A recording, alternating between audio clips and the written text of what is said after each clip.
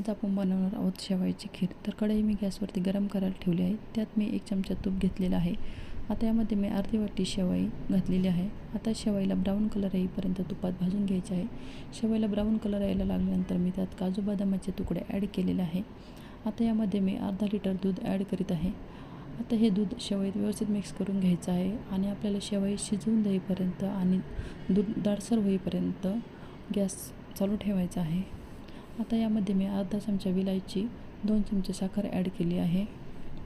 आता हे साखर व्यवस्थित दुधामध्ये मिक्स करून घ्यायची आहे.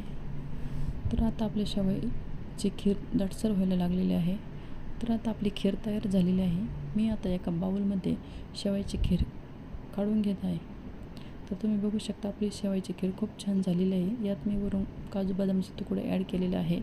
तर तुम्हाला माझी रेसिपी आवडली असेल तर चॅनलला लाईक करा, शेअर करा, सबस्क्राईब करा. थँक्यू.